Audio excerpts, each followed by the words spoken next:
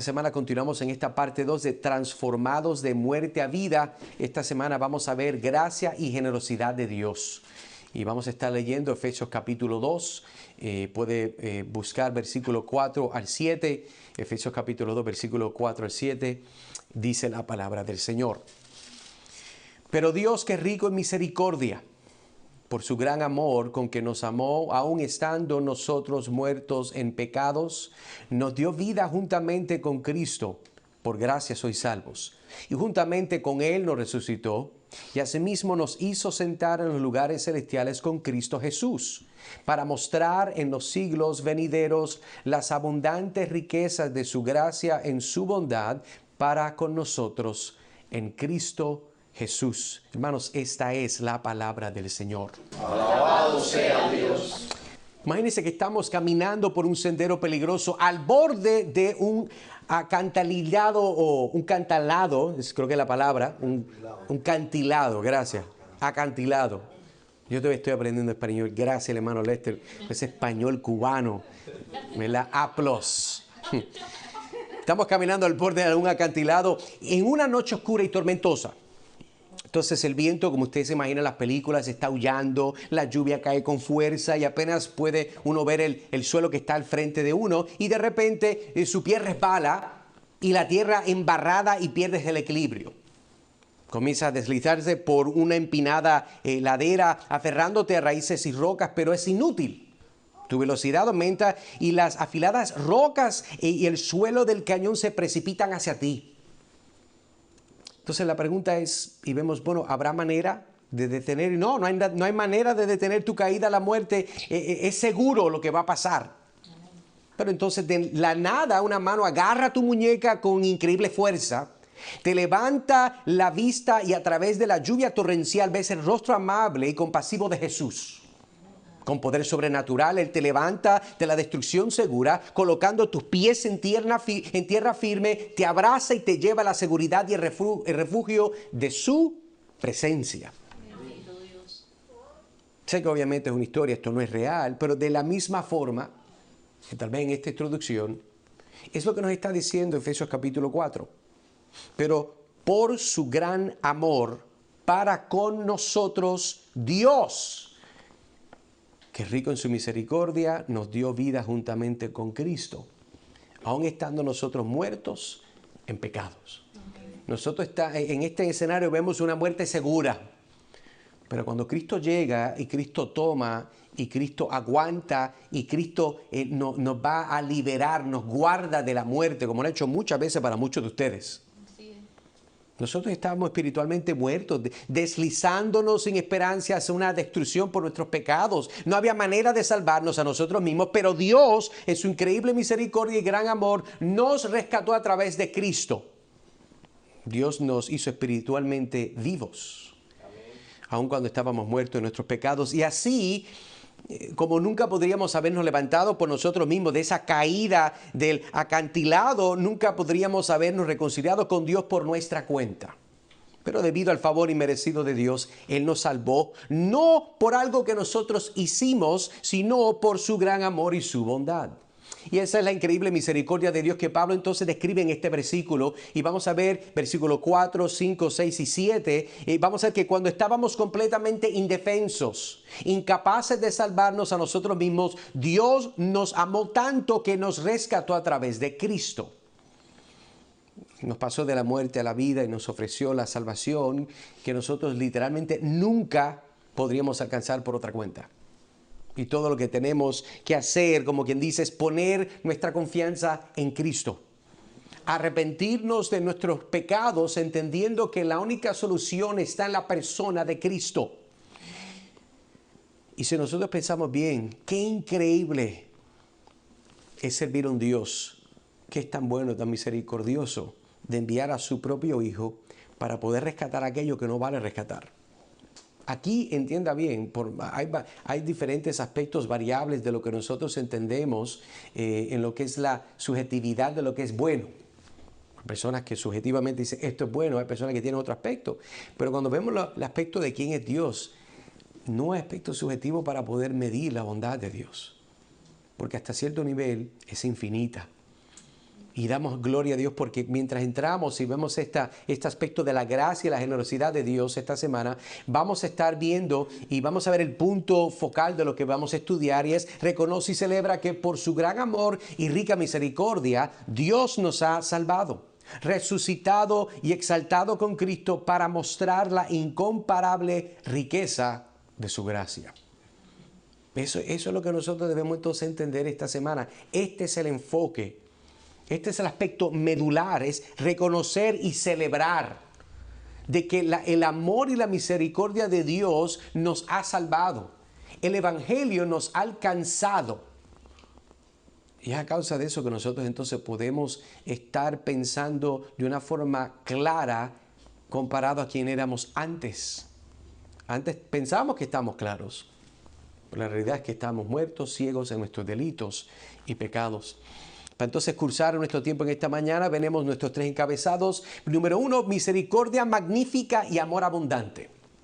Versículo 4 y 5. Segundo encabezado, elevación espiritual y estancia celestial. Versículo 6. Y en tercero vamos a ver la demostración dinámica de una gracia grandiosa. Así que entonces, con su Biblia abierta, vaya conmigo. Vamos entonces en nuestro primer punto, que es misericordia magnífica y amor abundante. Leemos entonces versículos 4 y 5 y dice la palabra: pero Dios, que es rico en misericordia, por su gran amor que nos amó, versículo 5, aun estando nosotros muertos en pecados, nos dio vida juntamente con Cristo, por gracia sois salvos. Pero si vemos específicamente versículo 4, el punto de lo que Pablo está de una forma muy sencilla diciendo es que la gran necesidad de nosotros como parte de la humanidad, y de este versículo que estamos viendo, comienza su explicación del remedio de Dios. Dios tiene un remedio. Dios, como el doctor de excelencia, tiene un remedio para solucionar el problema que nosotros hemos heredado desde Adán, que es este virus del pecado que no se puede remover. Entonces Dios ama a su pueblo, y esta es la base de la rica misericordia que ofrece a la humanidad. Y el acto de misericordia es necesario debido a la maldad de la humanidad, que habíamos visto versículos 2 y 3 la semana pasada. La semana pasada vimos la maldad del hombre. Vimos que el hombre, si Dios no le da vida, no hay esperanza. Esta semana vemos y entendemos, como dice, pero Dios. En base a la realidad de versículos 1 y 3, vemos entonces el contraste. Pero Dios es lo que interrumpe el aspecto de que no hay esperanza para comenzar lo que es la esperanza que totalmente se encuentra en Cristo Jesús. Ahora, si hacemos la pregunta, ¿qué es misericordia? Bueno, imagina conmigo que estamos en medio de nuestro viaje, ¿verdad? Nos vamos de viaje a correr con Yuraida a un gran bosque hermoso allá en California con esos palos gigantescos, ¿verdad? Esos pinos hermosos que parecen el tamaño de un mall. Eso es gigantesco. Imagínense que estamos corriendo, la pasamos bien, de momento.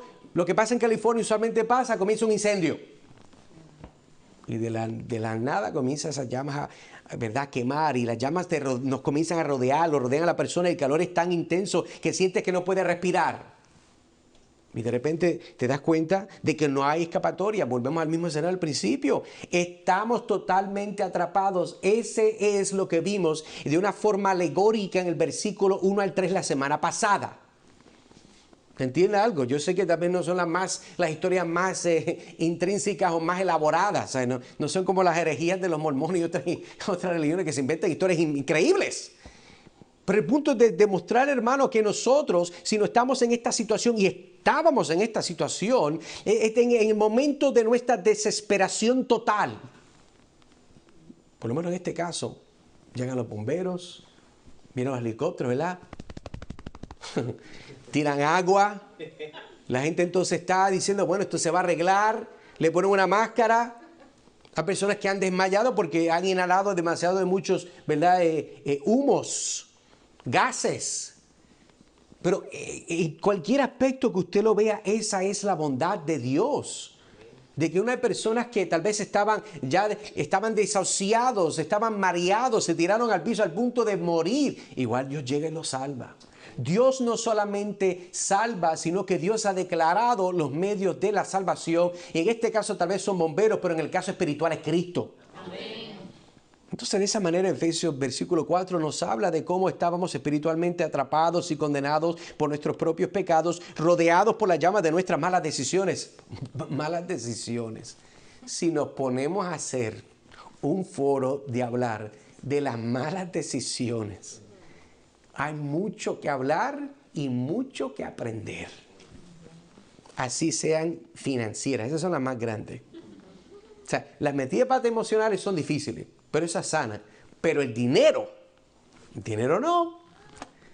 Cuando usted perdió el dinero, no hay palito que le dé billetes de 100. Ese es el resultado de las malas decisiones y de las peores, obviamente, nuestra condición espiritual. Pero Dios, movido por una misericordia inmensa y un amor profundo hacia nosotros, y entienda algo, y me gusta dar esta aclaración, sí, Dios ama al hombre, pero Dios ama al hombre porque envió a su Hijo para rescatar al hombre. O sea, innatamente el hombre no tiene ningún valor en sí mismo. Sí tiene valor porque es la creación de Dios. Pero hay que entender que la razón que entonces el Padre tiene este compromiso con esta novia, con este grupo de personas, es porque es el grupo que el Padre escogió para su Hijo. Ahí está entonces el valor. No es meramente que es la novia, sino es el valor del Hijo que le da el valor a la novia. Amén. Y hay que aclarar eso. Porque en muchos casos pensaban, no es que, y no es tan malo decirlo, mira, Cristo te ama. Amén. Pero el verdadero amor de Cristo es mostrado cuando una persona va entonces a encontrarse con la hermosura del Evangelio. Esa persona es transformada. Recuerde algo, si usted es padre, usted puede amar a los niños, amar a los bebés, amarlos. Pero usted nunca va a amar a los niños más que a sus propios hijos. Y ese es el principio que entonces vemos en el amor de Dios y la misericordia que Él nos está mostrando. Pero mire conmigo versículo 4, vamos a hacer unas observaciones que creo es importante mientras estudiamos de una forma, ¿verdad?, expositiva, con este sabor inductivo de la palabra de Dios. Note conmigo versículo 4, dice, pero Dios, que rico en misericordia, por su gran amor con que nos amó. Y lo primero que podemos observar es que la misericordia de Dios es una abundante y es manifiesta en la forma que Él nos amó. Amén. Entendemos que es abundante. Pero la abundancia de ese amor se manifiesta en el pasado, por lo menos al punto de vida de nuestra vida actual. El amor de Dios se manifestó en su vida en un tiempo pasado.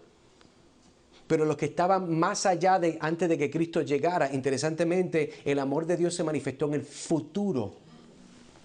Y entendemos de que la cruz es el punto medio de aquellos que en el pasado estaban esperando al Mesías que iba a llegar.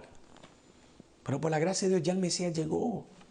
Y por eso cuando leemos aquí dice, pero Dios que rico en misericordia por su gran amor con que nos amó.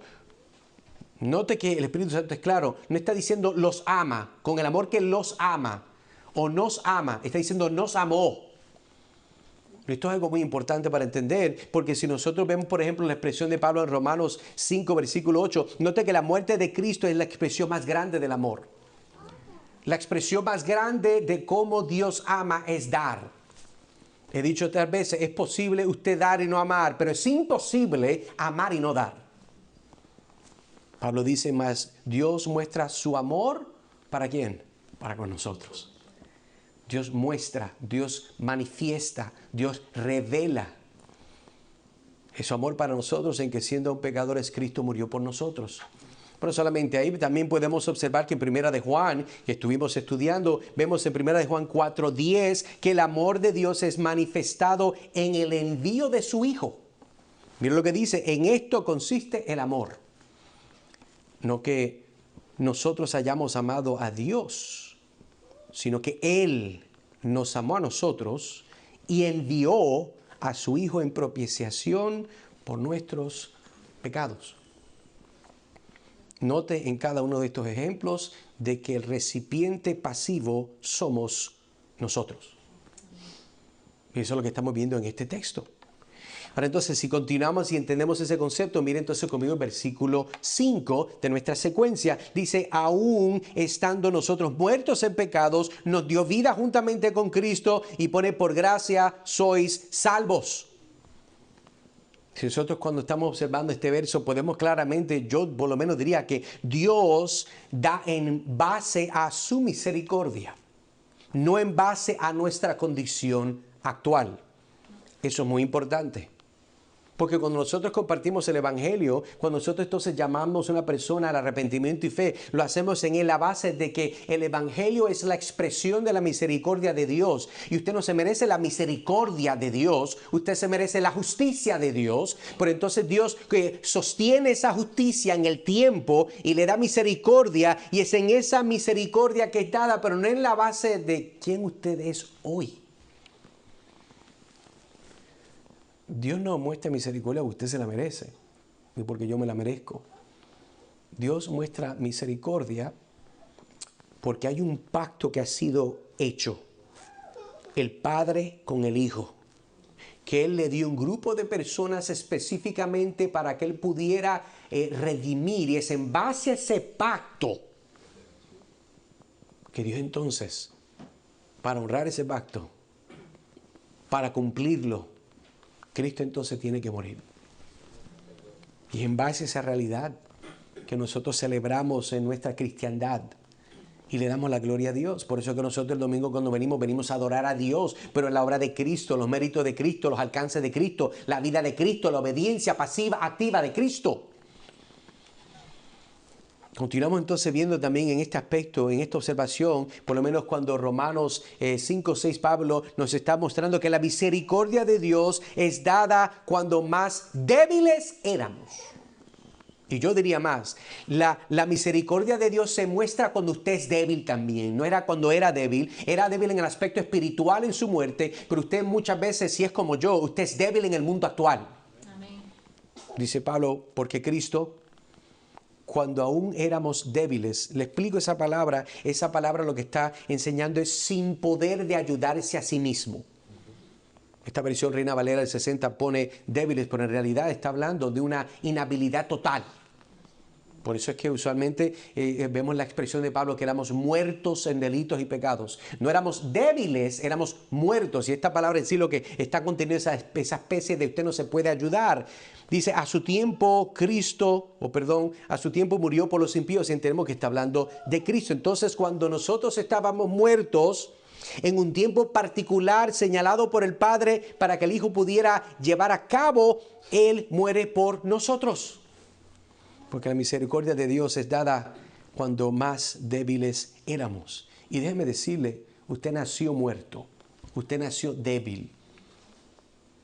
Usted de una forma innata, usted no tiene nada que ofrecerle a Dios. No tenemos nada que ofrecerle a Dios. Lo único que nosotros podemos ofrecer es ser más leña para el fuego del infierno, a causa de nuestros pecados.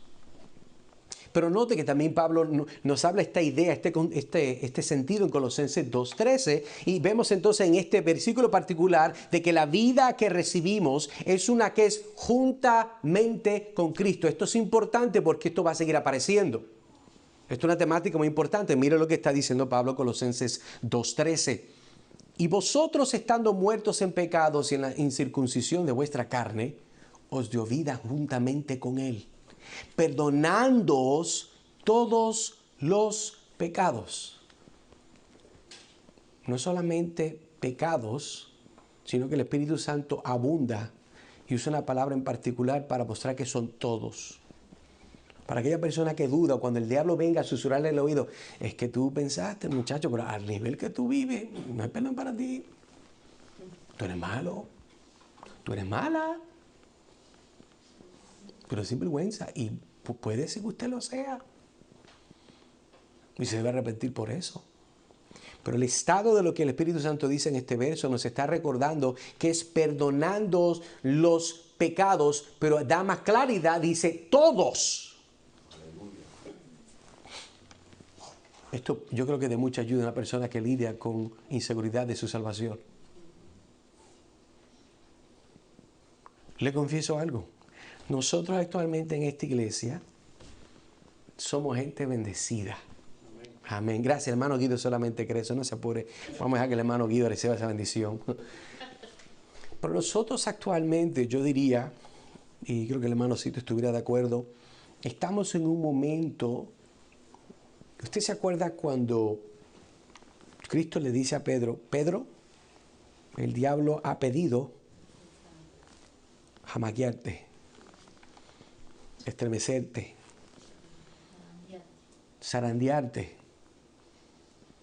Nosotros actualmente como iglesia, en varias formas, estamos en ese momento ahora. Y usted debe de entender que estas palabras que el Espíritu Santo nos da a nosotros semana tras semana es para recordarle a usted de que no importando si usted le está estremeciendo, hay una realidad que el Dios que perdonó todos sus pecados, no solamente perdonó sus pecados, sino que entonces provee todos los elementos para que usted siga viviendo una vida triunfante en Cristo Jesús. Amén. Esa es la realidad.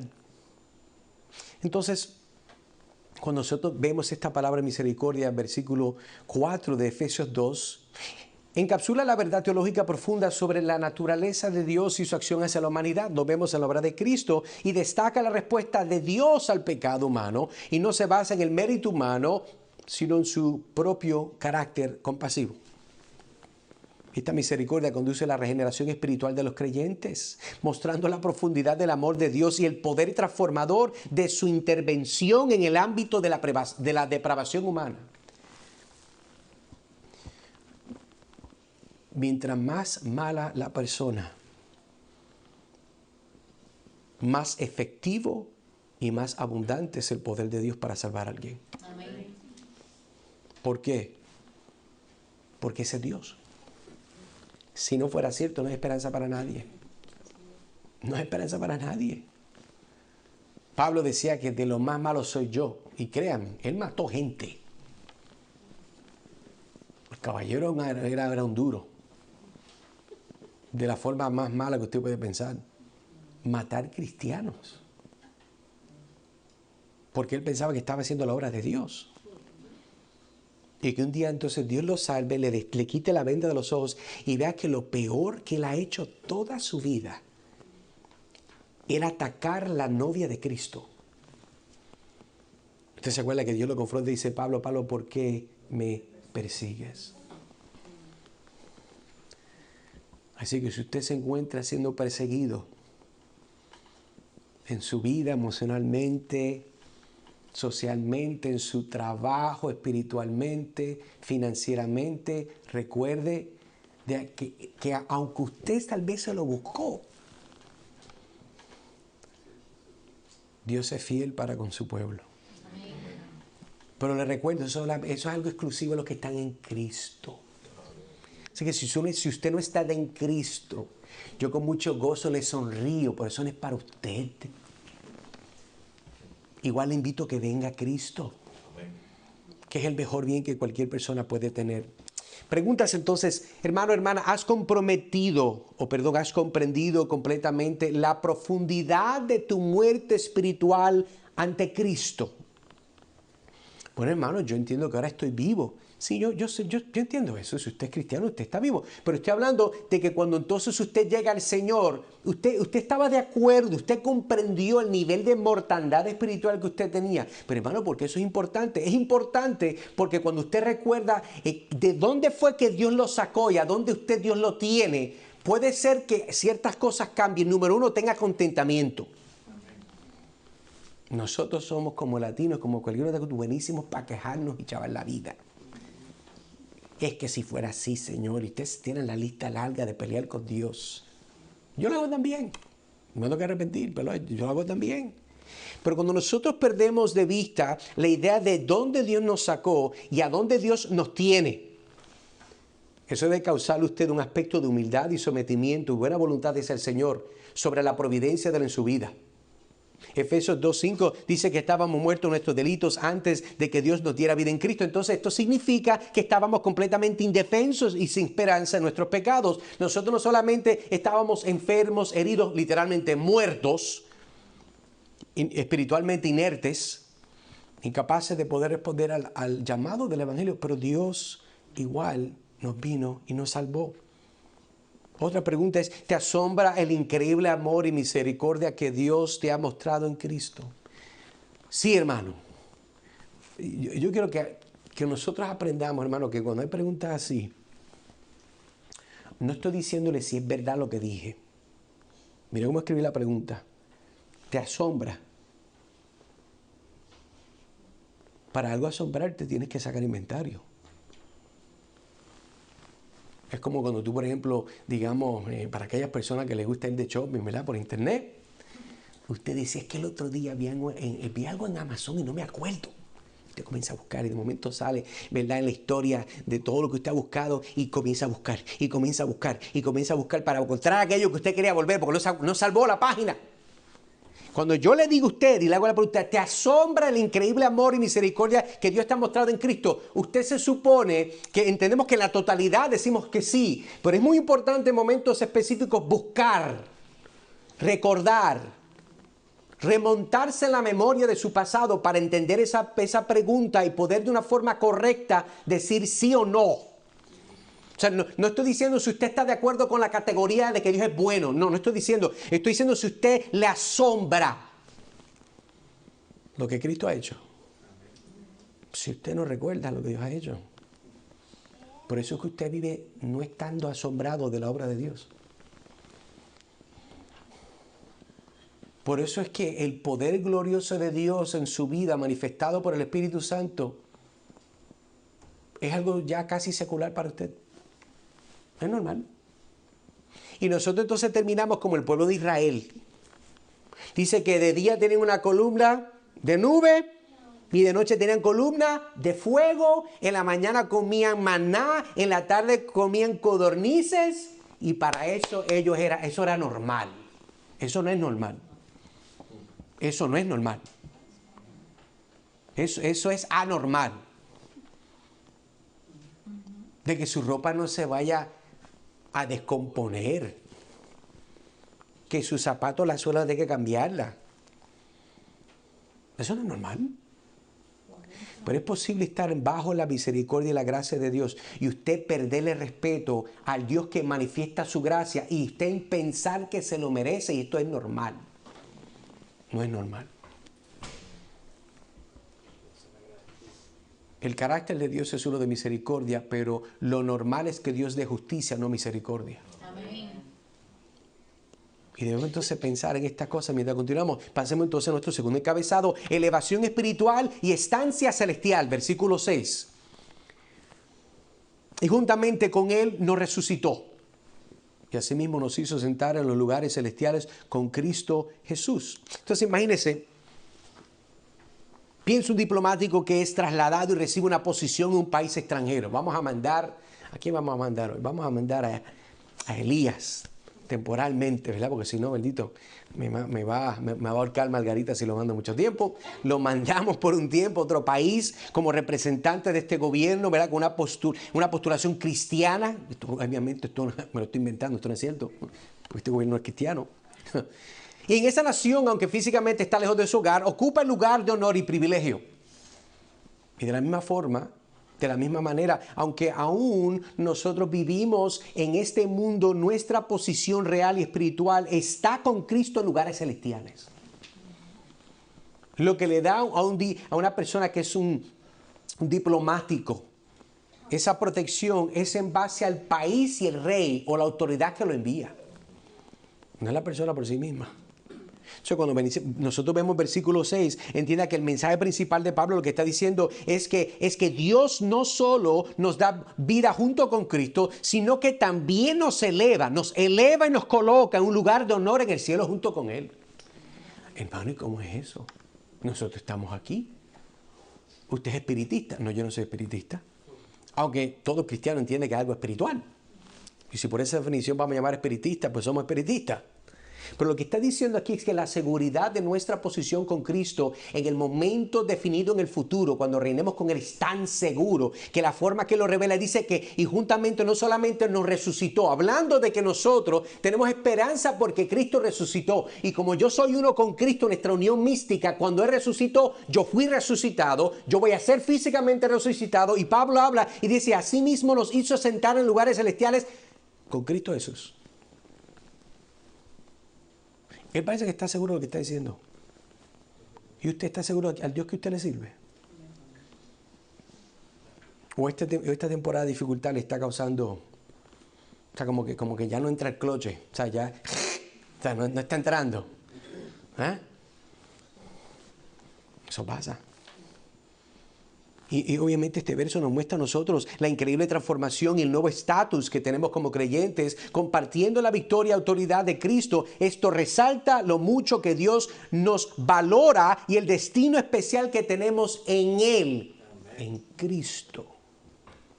Entonces cuando Pablo dice en Efesios versículo 6, y juntamente con Él nos resucitó, Él también, para recordar, está expresando una verdad teológica profunda sobre la unión espiritual y la transformación que los creyentes experimentan con Cristo. Y esta afirmación es parte de una discusión más amplia sobre cómo la gracia de Dios cambia el estado espiritual de los creyentes de muerte a vida. Y en este mismo tópico, entonces, para entender esto mejor, que pensé que es necesario, permítame entonces darle 4 puntos para elaborar, porque esto no es fácil. De que está diciendo que nosotros no solamente fuimos resucitados con Cristo, pero es que eso yo no estuve ahí, entiendo, pero está hablando de otra forma. También está diciendo que nos sentó en lugares celestiales con Cristo. ¿Cómo? ¿Cuándo, hermano? Usted no vio donde yo vivo. Está en lugar celestial. Me explico. Vemos entonces primero que todo la resurrección espiritual. Así como Cristo fue resucitado físicamente de entre los muertos, los creyentes experimentan una resurrección espiritual. Y esto significa que los cristianos no solo pasan de la muerte espiritual, debido al pecado, a la vida espiritual, sino que también son elevados a una nueva vida que comparte el poder victorioso de la resurrección de Cristo. Por eso Romanos en este verso nos dice, porque somos, mira lo que Pablo está diciendo, somos sepultados juntamente con Él para muerte por el bautismo. Está explicando el significado del bautismo. A fin de que como Cristo resucitó de los muertos por la gloria del Padre, así también nosotros andemos en vida nueva, porque si fuimos plantados juntamente con Él en la semejanza de su muerte, así también lo seremos en la de su resurrección. Lo que Pablo está diciendo. Segunda, esto nos habla de la unión que nosotros tenemos con Cristo. La frase con Él, que es una que estamos viendo que aparece, enfatiza el vínculo cercano e inseparable que los cristianos tienen con Jesús. ¿Qué es lo que nosotros tenemos? Bueno, ser sepultado con Él indica que esta nueva vida no solo es una experiencia paralela en la resurrección de Cristo, sino es una participación de ella. Y los creyentes están unidos de tal manera que su resurrección asegura y afecta directamente la suya propia. Pablo continúa hablando en Gálatas y particularmente capítulo 2, versículo 20, nos dice, con Cristo, ¿qué dice ahí? Estoy juntamente crucificado. Juntamente crucificado. Cristo no tiene pecado. Usted sí. Yo también. ¿Y qué es lo que dice Pablo? Y ya no vivo yo, mas vive Cristo en mí. Y lo que ahora vivo en la carne, lo vivo en la fe del Hijo de Dios, el cual me amó y se entregó a sí mismo por mí. Nosotros tenemos una unión con Cristo. Por eso es que nosotros fuimos resucitados con Él. Estamos sentados en lugares celestiales con Él. Pues tenemos una unión con Cristo. Número 3. Nosotros tenemos una nueva identidad y existencia. Esta resurrección con Cristo marca un cambio radical en la identidad y existencia del creyente. Y significa que los cristianos ya no están definidos por sus pecados pasados o por sus limitaciones terrenales, sino que ahora están definidos por su relación con Cristo y su ciudadanía en el cielo. Por eso entonces Pablo dice en 2 Corintios 5, 17, de modo que si alguno está en Cristo, note que siempre está hablando, este uso, las preposiciones, está en Cristo, con Cristo, en Cristo. Nueva criatura es, las cosas viejas pasaron, he aquí todas son hechas nuevas. ¿Por qué son hechas nuevas?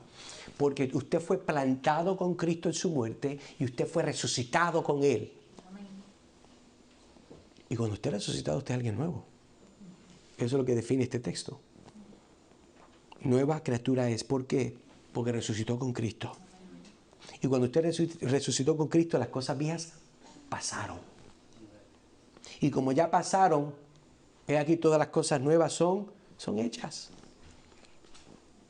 Había una canción que no se la voy a cantar porque le voy a dañar la mente, pero decía de que algo que pasó, ¿verdad? Entre las personas, pasó. Aquí esto pasó. Esto pasó, pero nosotros ahora estamos en Cristo. Y eso es lo que entendemos cuando vemos este verso.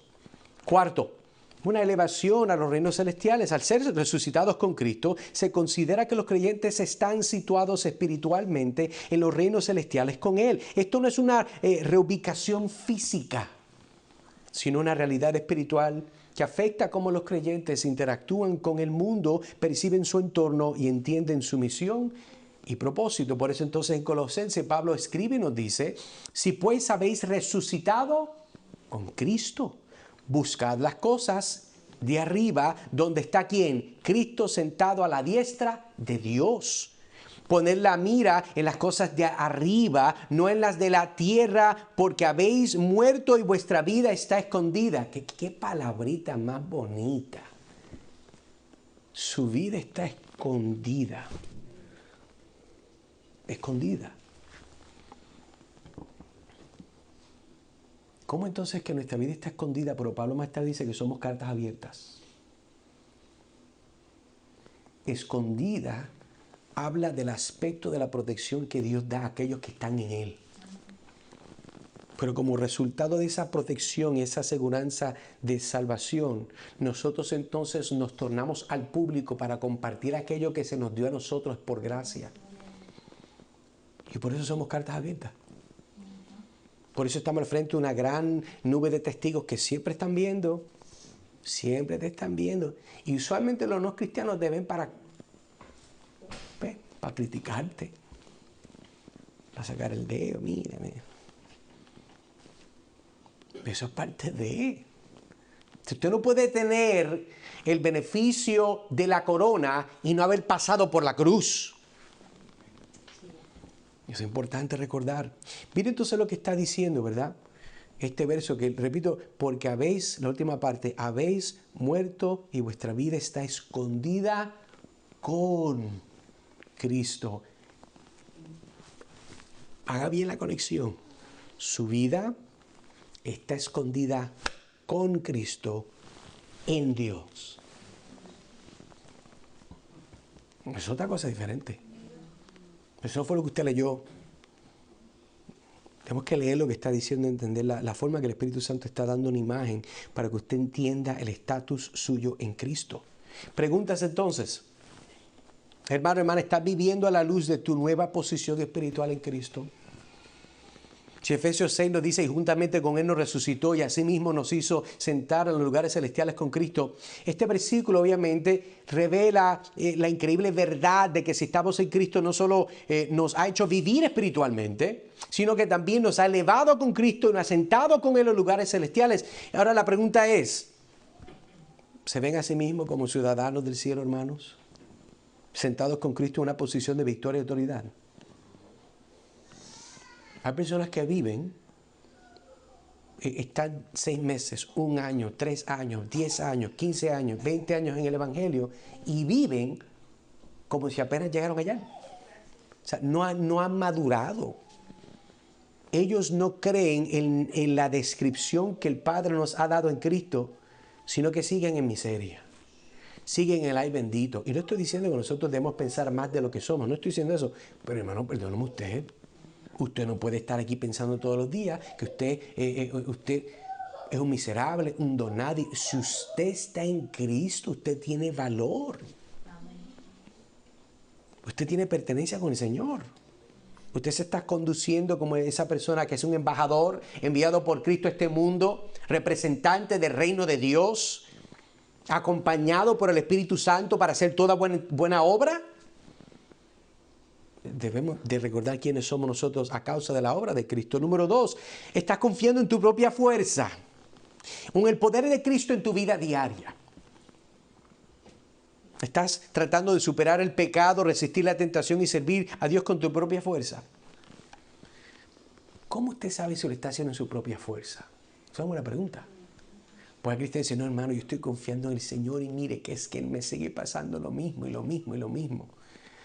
Bueno, está bien, eso es posible, pero la diferencia entre nosotros estar haciéndolo con la fuerza del Espíritu y haciéndolo, escuche bien, le estoy dando aquí un tip bien chévere, esto es buenísimo. La diferencia es que cuando usted lo hace en su propia fuerza, Usted hace rato paró de ejercer los medios de gracia. Usted sabe cuando orar porque está pinchado. Señor, se pone a orar, son bien religiosos.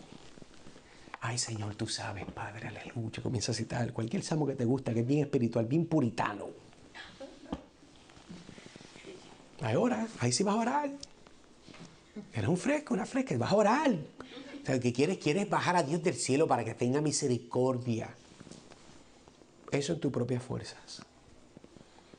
El que está batallando con la fuerza del Espíritu es una persona que no se encuentra, sí se preocupa, sí se molesta, pero siempre está en conexión activa con el Señor por los medios de gracia. ¿Por qué?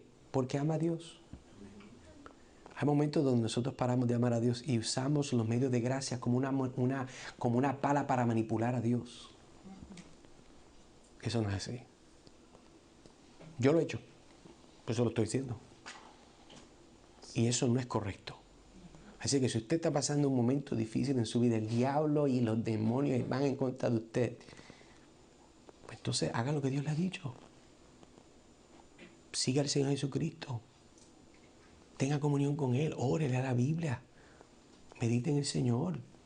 Comparte el Evangelio. Hermanos, que yo no sé hablar, pues yo tampoco. Usted me soporta semanalmente. El punto es que nosotros debemos de entender, si yo voy a confiar del poder de Dios, el poder de Dios es designado de ciertas formas. Y es cuando nosotros confiamos en el Señor, es porque obedecemos al Señor. No me diga usted confía en un Señor que usted no obedece. ¿Me entiende? Y eso es lo que Dios nos está diciendo en esto. Pasamos entonces al tercer encabezado, que sería demostración dinámica de una gracia grandiosa. Versículo 7. Para mostrar en los siglos venideros las abundantes riquezas de su gracia en su bondad para con nosotros en Cristo. Mantenga el récord del uso de las preposiciones que Pablo está usando. No lo lea el papagayo. Particularmente versículo 7, lo que Pablo está comunicando es que Dios tiene como propósito, al salvarnos a través de Cristo, demostrar la increíble riqueza de su gracia y bondad hacia nosotros por toda la eternidad. Entonces, esto sirve para mostrar continuamente su misericordia y amor a lo largo de todos los tiempos. Esta es la forma. Entonces, permítame darle como quien dice, vamos a ver 3 puntitos para ayudarlo a entender esto mejor, porque creo que nos merece poder estudiar esto mejor, pero déjeme darle una imagen. Como que dice, para limpiar su paladar. Imagínense un museo. Hay muchos museos en Washington, D.C. Yo fui cuando era más niño. A mí el más que me gustó creo que era el de aviación. Pues yo quería algún día ser astronauta. Y pues nunca llegué a ser astronauta, pero tengo la cabeza en las nubes. Yo creo que hay un balance entre los dos. Entonces imagínense que usted va al museo que a usted más le gusta, donde las obras más preciosas y más valiosas están, no en público, están escondidas en una bóveda. Entonces, Dios en cambio ha decidido mostrar la riqueza de su gracia en la exhibición pública de nuestras vidas transformadas, como obras maestras exhibidas para el asombro y la admiración de todos. Esa es la forma que dijo, bro. O sea, lo más caro, lo más valioso, lo más precioso, Cristo no lo tiene escondido. Cristo lo expuso, comenzando por su Hijo. Y nosotros, como los méritos de la obra de Cristo, nosotros entonces ahora somos trofeos de gracia públicamente mostrados para que la gloria de Dios sea puesta al público y la gente tenga esperanza de que si Dios lo pudo hacer con usted, y mira que ese tipo es malo, ¿será posible que Dios lo pueda hacer conmigo? Y en base entonces a eso que quiero ver este aspecto, para esta idea de mostrar los siglos venideros, la abundante riqueza de su gracia en su bondad para con nosotros en Cristo. Quiero dar entonces 3 aspectos para mostrar esto. Número 1, la revelación continua de la gracia de Dios. Pablo está enfatizando que la demostración de la gracia de Dios no está limitada al presente, eso es muy importante, sino que se extiende al futuro. y a lo largo de todas las edades. Esta revelación continúa y sirve como un testimonio vivo de bondad y gracia perdurable de Dios. Dios no solamente hizo esto en Cristo en un momento dado y ya se apagó, ya no hay más nada, no. Y tiene un efecto de una avalancha, que esa bolita de nieve que baja y se hace más grande y más... Esto es lo que está pasando por las edades. La obra de Cristo por medio de la iglesia sigue cogiendo más fuerza. Hermano, pero es que a veces la cosa se ve tan difícil y parece que somos menos y menos y menos cada año. Sí, yo sé, pero eso no es verdad. Saque cuenta, y no numérica porque no tengo número. Todas las personas que han muerto por Cristo, ¿dónde están? Ven con el Señor. Tal vez no todos estamos juntos todo el tiempo y vemos ese número grande de cristianos que estamos... Pero hay un montón más que están con el Señor. O sea, nosotros no nos hacemos más pequeños, por favor. El cuerpo de Cristo y el reino de Cristo sigue siendo expandido, que es la iglesia que Cristo está estableciendo. De que usted entienda eso y lo vea es otra cosa, pero está pasando. Entonces la revelación continua de la gracia de Dios la vemos. Y 1 de Pedro 1:12, mira lo que dice: a estos se les reveló que no para sí mismos, sino para nosotros. Administraban las cosas que ahora os son anunciadas por los que os han predicado el Evangelio por el Espíritu Santo enviado del cielo, cosas en las cuales anhelan mirar los ángeles. Un texto muy interesante porque en el estudio de lo que es la angelología o el estudio de los ángeles hay que ver muchos versos y compilarlos y recopilarlos y poder estudiar. Pero algo muy particular aquí de hablar este aspecto de la revelación continua de la gracia de Dios, yo lo diría, comenzaría al revés, que estas cosas las cuales los ángeles anhelan ver, es tratar de entender cómo es que Dios sigue dando gracia a esta gente. ¿Cómo es eso? Esta gente son pillos, rateros, mal hablados, calumnian, se clavan en la espalda, ¿verdad?, los machetes. Había uno que decía que amaba a Cristo y después salió corriendo, cobarde que era. Y la Biblia dice que este aspecto de la manifestación de la gracia de Dios es algo que los ángeles anhelan mirar. ¿Por qué? Bueno, hay que recordar una cosa. La diferencia entre usted y un ángel no solamente es un aspecto divino, fisiológico y espiritual, sino también es un aspecto de naturaleza. Los ángeles que adoran al Señor, que están en su presencia, han sido bendecidos de estar en total santidad. Usted nació en total perdición. Amén. Y es en ese contraste que usted puede comenzar a entender qué son las cosas que estos ángeles anhelan mirar, que tienen que ver con la revelación continua de la gracia de Dios.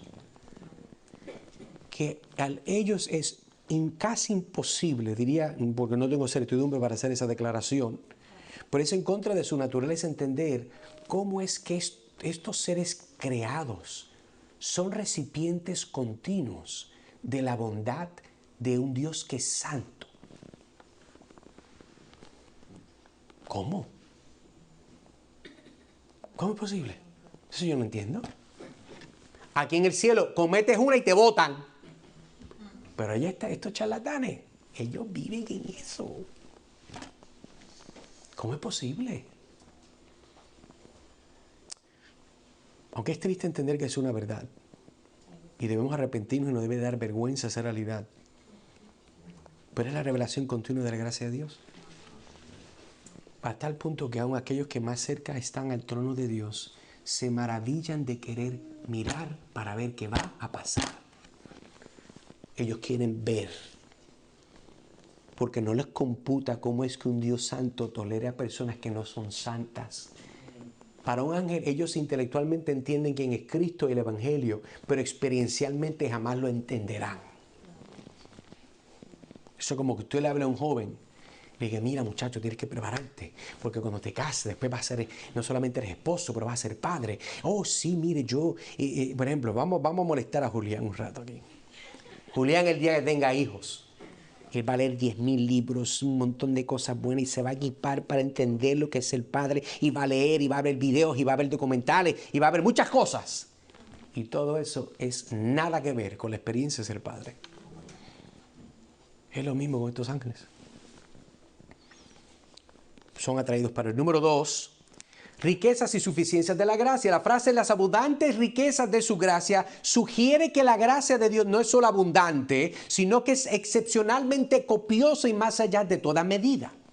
Esta riqueza es un tema central en los escritos de Pablo, apuntando a la profundidad y completitud de la salvación y las bendiciones disponibles en Cristo. Por eso Romanos, este verso lo conocemos, pero dice, pero la ley se introdujo para que el pecado abundase. No podemos ver a dónde está el pecado hasta que haya una ley que lo demarque.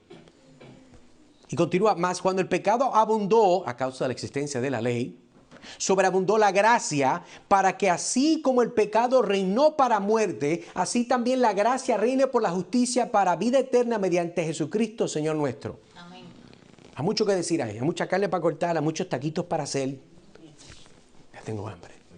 Pero, mira lo que dice Pablo.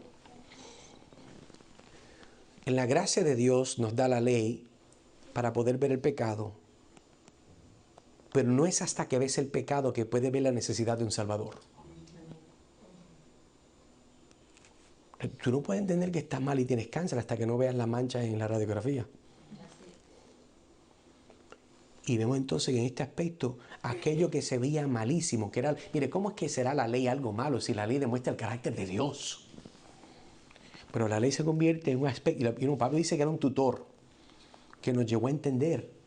La ley nos llevó a entender en nuestra necesidad por Cristo, porque nadie puede guardar la ley. Y en esto nosotros podemos ver, en este versículo hablan de cómo es que el pecado abundó la gracia. Estaba el pecado, sobreabundó la gracia. ¿Por qué? Porque la obra de Cristo es mucho más efectiva, mucho más grande que el pecador más malo del mundo. Y esto muestra la naturaleza sobreabundante de la gracia de Dios que supera todo pecado. Número 3, propósito y exhibición de la bondad de Dios a través de Cristo.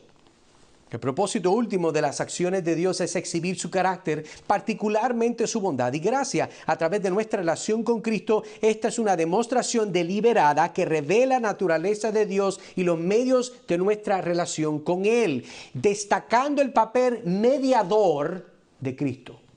Lo que destaca es la obra de Cristo. Pues entonces en Tito, mire lo que dice conmigo, pero cuando se manifestó la bondad de Dios, ¿cómo se manifestó? Nuestro Salvador, en Cristo. Y su amor para con los hombres por medio de la obra de Cristo. Nos salvó no por obras de justicia que nosotros hubiéramos hecho, sino por su misericordia, por el lavamiento de la regeneración y por la renovación del Espíritu Santo, el cual derramó en nosotros abundantemente por Cristo nuestro Salvador, para que justificados por gracia viniésemos a ser herederos conforme a la esperanza de la vida eterna. Entonces, estos versos, ¿por qué tengo este? Bueno, estos versos enfatizan la bondad de Dios hacia la humanidad y se manifestaron y nos salvaron, no por las obras de justicia, sino que nosotros hubiéramos hecho, porque nadie puede hacer esas obras, sino según su misericordia.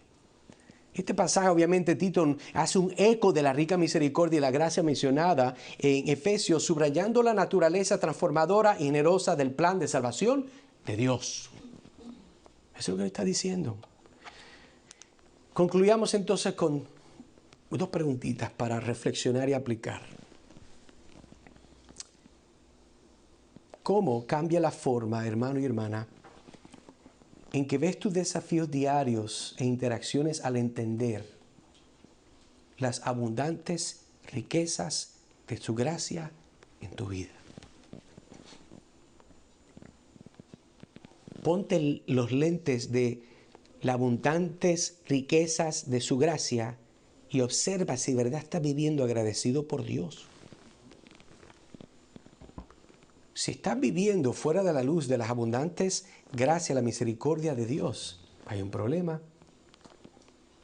Seguimos entonces viviendo no de acuerdo a la palabra, sino aparte de la palabra. Número 2, ¿de qué manera podemos demostrar las riquezas de la gracia de Dios a las personas a tu alrededor, reflejando la bondad que se nos ha mostrado en Cristo? Bueno, hay muchas formas. Se puede ayudar, se puede servir, se puede orar. Obviamente, yo diría las mejores es buscar una oportunidad para compartir el Evangelio. Hermano, recuerde que porque nosotros enfatizamos predicar el Evangelio, no es que no hacemos buenas obras. ¿Usted entiende eso? Porque yo conozco personas que, no, hermano, nosotros no hacemos esas cosas porque lo más importante es el alma. Sí, pero la gente tiene que comer también. ¿Verdad? Los que están ahí homeless también necesitan una cobijita, una almohadita, ¿verdad? Un six-pack de botellas de agua, yo no sé, todo el mundo tiene algo diferente. Pero hermano, reconsiderar que si nosotros somos recipientes de la riqueza de la gracia de Dios, nosotros estamos manifestando esa riqueza de la gracia de otras personas. Recuerde que no solamente a las personas que les gusta, es a las que a usted no le gusta. Y ahí verdaderamente está el sacrificio. Así que hermano, quiero entonces terminar recordándoles la realidad. Antes de orar, reconoce y celebra que por su gran amor y misericordia, Dios ha salvado, resucitado y exaltado con Cristo para mostrar la incomparable riqueza de su gracia. Oremos, Trino Dios y Padre Celestial. Gracias por tu palabra. Gracias porque entendemos, Señor, en este día la gracia y la generosidad de Dios, mostrada en la obra de Cristo. Gracias, Señor, porque somos copartícipes, no porque hemos hecho nada, sino porque tú decidiste compartirlo con nosotros. Ayúdanos, Padre, a recordar estas realidades. Ayúdanos a entender que porque es por gracia, no debemos tratarlo como si no tiene valor. Ayúdanos, Señor, a valorizarte, a amarte, a hacerte una prioridad de nuestras vidas. Y es porque lo pedimos todo en Cristo Jesús. Amén y amén.